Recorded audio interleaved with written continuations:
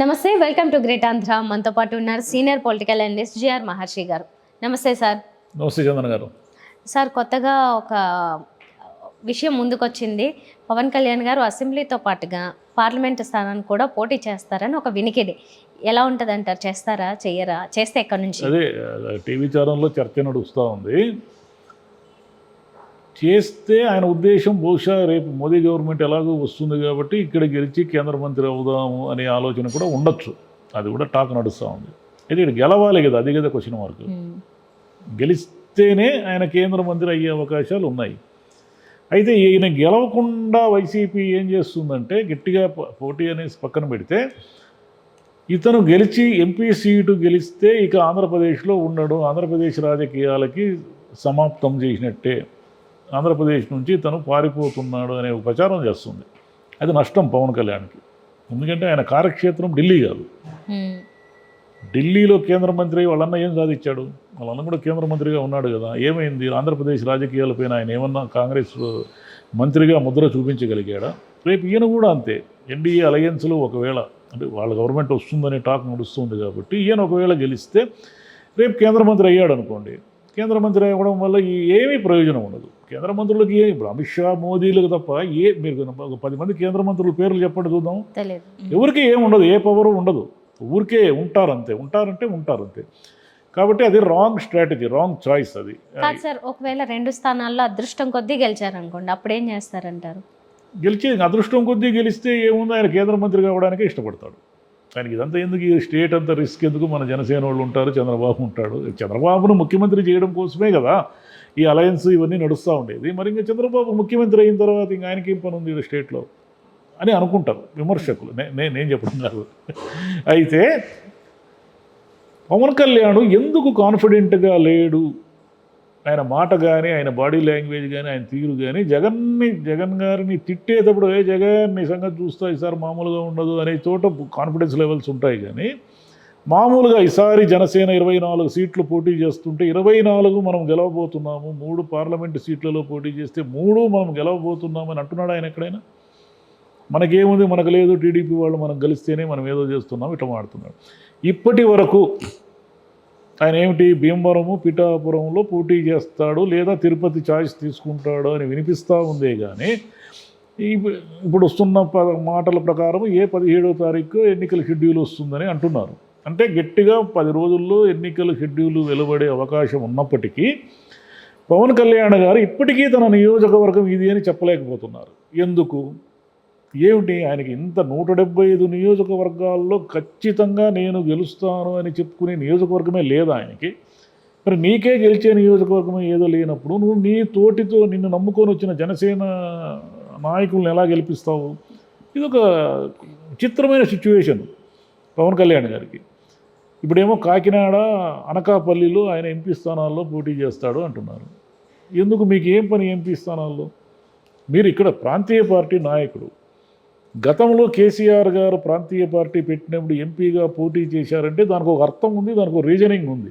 ఎందుకంటే ఆయన లక్ష్యం ఏమిటంటే తెలంగాణ సాధించడం. తెలంగాణ సాధించాలంటే ఢిల్లీ లెవెల్లోనే సాధ్యం. ఇక్కడ ఆంధ్రప్రదేశ్లో, హైదరాబాద్లో కూర్చొని నేను తెలంగాణ తెస్తానంటే రాదని ఆయనకు చాలా స్పష్టంగా తెలుసు. అందుకని ఆయన గతంలో కేంద్ర మంత్రి తీసుకోవడం అయితేనేమి, ఎంపీగా పోటీ చేయడం అయితేనేమి, ఇదంతా ఎందుకు చేశాడంటే ఢిల్లీలో కూర్చుంటే ఢిల్లీ పెద్దలను ఒప్పిస్తే తప్ప తెలంగాణ రాదు. కాబట్టి ఆయన చేసిన దాంట్లో అర్థం ఉంది.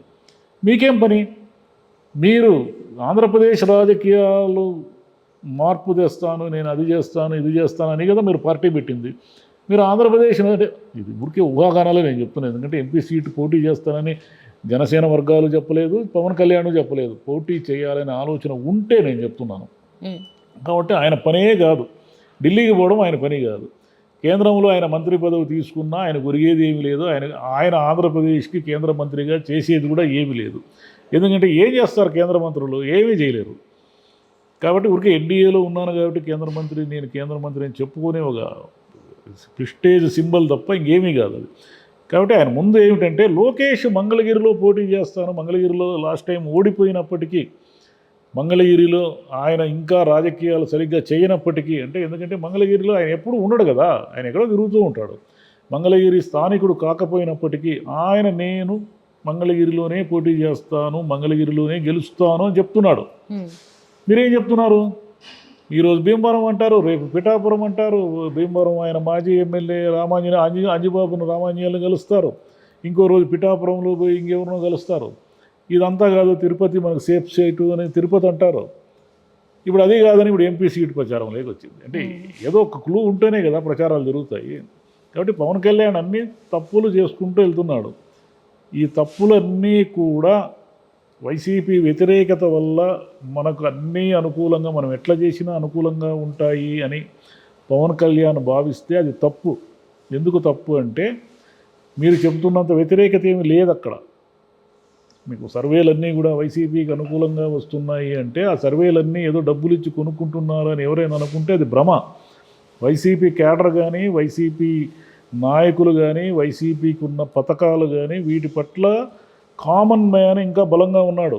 అంటే రూరల్లో ఎవరైతే పథకాల లబ్ధిదారులు ఉన్నారో, రూరల్లో ఎవరైతే వాలంటరీ వ్యవస్థ కానీ, సచివాలయ వ్యవస్థ కానీ, రేపు వచ్చే గ్రామీణ వైద్య సదుపాయాలు ఉన్నాయి, క్లినిక్లు కానీ, నాడు నేడు కానీ, ఇలాంటివన్నీ కూడా వైసీపీ ఓటర్లకు అనుకూలంగా ఉన్నాయి. ఇది అర్థం చేసుకోకుండా అర్బన్లో ఉన్నటువంటి సిచ్యువేషన్స్ అన్నీ ఆధారంగా ఆ వ్యతిరేకత ఏదో వచ్చేసి మనల్ని గెలిపించేస్తుంది అంటున్నారు. ఆయనకేమో నాయకులు దొరక అటు ఇటు ట్రాన్స్ఫర్ చేశాడు. ఇక్కడ ఈ ఊరిలో పనికిరాని నాయకుడు పరాయి ఊరిలో ఎలా పనికి వస్తాడు అని చంద్రబాబు, పవన్ కళ్యాణ్ ఇద్దరు విమర్శించారు కదా. మీకు మాత్రం నాయకులు ఎక్కడున్నారు? మొన్న వైసీపీలో నుంచి బయటకు వచ్చిన శ్రీనివాసులు గారిని, చిత్తూరు ఎమ్మెల్యే శ్రీనివాసులు గారిని తీసుకొచ్చి మీరు ఈరోజు టీడీపీ టికెట్ ఇవ్వాలని అనుకుంటున్నారు. ఇట్లా ఎన్ని పేర్లైనా చెప్పచ్చు. మీరు మాత్రం నాయకుల్ని ట్రాన్స్ఫర్ చేసుకోకుండా, నాయకుల్ని బదిలీ చేసుకోకుండా ఆ పార్టీ గుమ్మనూరు జయరాం అనే ఆయన మొన్నటి వరకు వైసీపీలో మంత్రి కదా, టీడీపీ వాళ్ళు తీసుకొచ్చి ఇప్పుడు గుంతకల్ టికెట్ ఇవ్వాలనుకుంటున్నారు కదా. జనసేనకు సంబంధించి అనంతపురంలో పోటీ చేయాలనుకుంటే అనంతపురంలో వీళ్ళకి నాయకులు లేరు. తమాషా ఏమంటే ఈ అలయన్స్లో గనక మనకు అనంతపురం జిల్లాలో ఒక విచిత్రం జరగబోతోంది ఈసారి. అనంతపురం జిల్లాలో ఈరోజు ముగ్గురు వెంకట్రామరెడ్డి పేరుతో ముగ్గురు ఎమ్మెల్యేలు ఉన్నారు. చాలా అరుదు ఇది, ఒకే పేరుతో ముగ్గురు ఎమ్మెల్యేలు ఉన్నాం. కేతిరెడ్డి వెంకటరామరెడ్డి ధర్మవరము, అనంత వెంకటరామరెడ్డి అనంతపురము, గుంతకల్లో వై వెంకటరామరెడ్డి. ఈ ముగ్గురు కూడా ఈ అలయన్స్లో గనక వీళ్ళు కేటాయిస్తే ముగ్గురు గెలిచే అవకాశాలు ఎక్కువ ఉన్నాయి. గుంతకల్లో గుమ్మనూరు జయరాంకి ఇస్తే ఆ వెంకటరామరెడ్డి ఈజీగా గెలిచిపోయే అవకాశం ఉంది. అదేవిధంగా అనంతపురంలో జనసేనకు ఇంకెవరికి టికెట్ ఇస్తే అలయన్స్లో అనంత వెంకటరామరెడ్డికి కూడా ఈజీగా మూమెంట్ ఉంది. కేతిరెడ్డి వెంకటరామరెడ్డికి అపోజిషన్గా వరదాపురం సూరి వస్తే తెలుగుదేశం వాళ్ళందరూ వెనుపోట్లు పొడిచేస్తారు ఆయనకి. పరిటాల వర్గం పనిచేయదు. ఎందుకు పనిచేయదంటే ఇంతకాలం పనిచేసి వాళ్ళు టికెట్ ఆశిస్తారు. టికెట్ ఆశించినప్పుడు వాళ్ళకి కాకుండా ఈయన 4 సంవత్సరాలు నియోజకవర్గంలో కనబడకుండా పోయాడనే కోపం ఉంది టీడీపీ వాళ్ళకి. ఈయన హఠాత్తుగా బీజేపీ టికెట్ తీసుకుని వస్తే ఈ అలయన్స్లో ఈ 3 సీట్లు కనుక, అంటే గుమ్మనూరు జయరాం బహుశా టీడీపీ నుంచి చేస్తాడు అనుకున్నాం, ఈ 3 సీట్లు కనుక ఇట పక్క పార్టీల్లో వాళ్ళ నుంచి వచ్చిన వాళ్ళకి ఇస్తే ముగ్గురు వెంకటరామరెడ్డిలు మళ్ళీ గెలిచే అవకాశం ఉంది. అదొక తమాషా.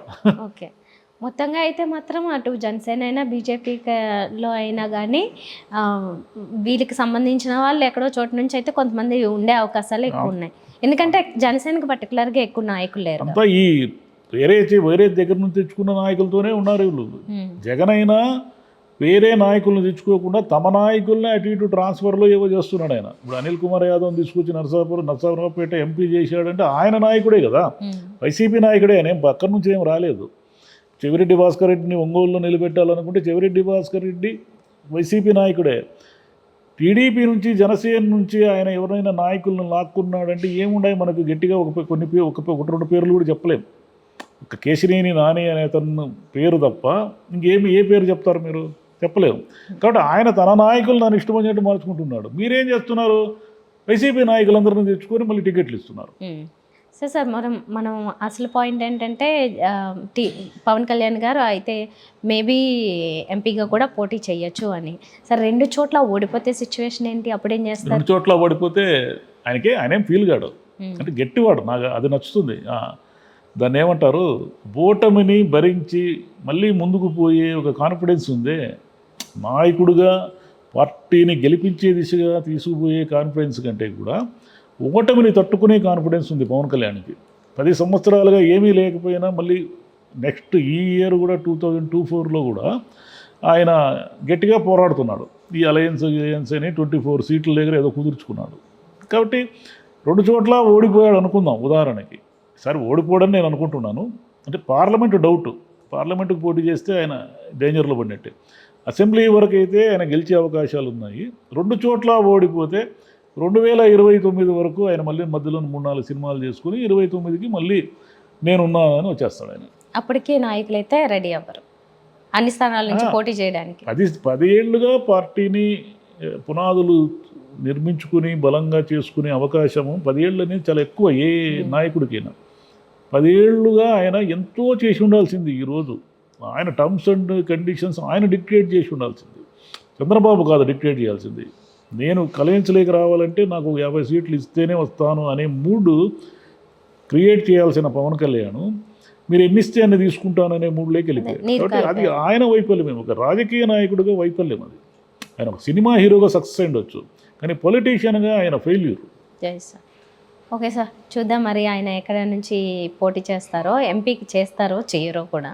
Thank you sir. Thank you.